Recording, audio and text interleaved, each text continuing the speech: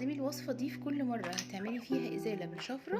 هتحطي مية، سوري معلش، هتحطي مية كده زي ما حطينا حوالي 50 مللي من المية، عليها معلقة كبيرة من خل التفاح، وبعدين هنحط عليها صابون سائل. خلاص زي ما انتي شايفه كده، وهنقلب مع بعض كويس قوي قوي. هنقلب كل المكونات مع بعض كويس قوي قوي لغايه ما تندمج كلها مع بعض. وهتبتدي تاخدي بقى بالشفره عندك، انا حاليا مش متوفر عندي، هتبتدي تاخدي من السائل ده وبتعملي عمليه الازاله بس في عكس اتجاه نمو الشعر. خلاص كده الوصفه دي بقى هتعمل معاكي ايه؟ اولا هتقلل نمو الشعر جدا، تاني حاجه مش هتسبب لك سمار خالص، تالت حاجه هتطول الفتره ما بين المده اللي ما بين كل مره فيها الازاله بتحصل. فحقيقي الوصفه دي فعاله جدا جدا، مجربه جدا، جربيها بدل ما بتزيلي كده وخلاص، ومش هتحسسك بألم نهائي.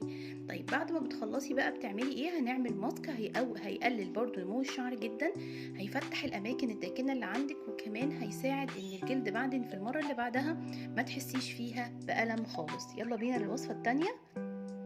هنجيب معلقه من الترمس المر، ده بيتجاب من عند اي عطار. خلاص وبعدين هنحط عليها شويه من الملح، متستغربوش بس فعلا الملح من الحاجات الافكت او الفعاله جدا في ان هي بتعمل عمليه ان الشعر ما يطلعش بسرعه، يعني بتخلي فعلا بتقلل نمو الشعر جدا جدا لغايه ما الشعر تدريجي بيتمنع بعد كده خالص، يعني احسن من الليزر مليون مره.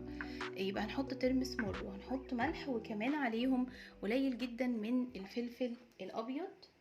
ما تستغربوش برضو الحاجات دي فعالة جدا ومجربة يا بنات.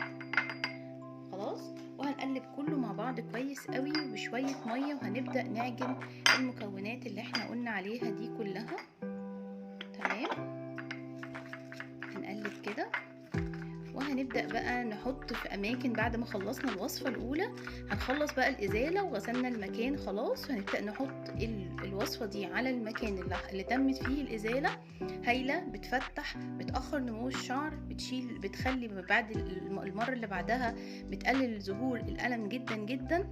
جربوا الوصفة دي يا بنات، حلوة جدا. حطيها 20 دقيقة وهتستخدميها 3 أيام ورا بعض متتالية بعد عملية الإزالة.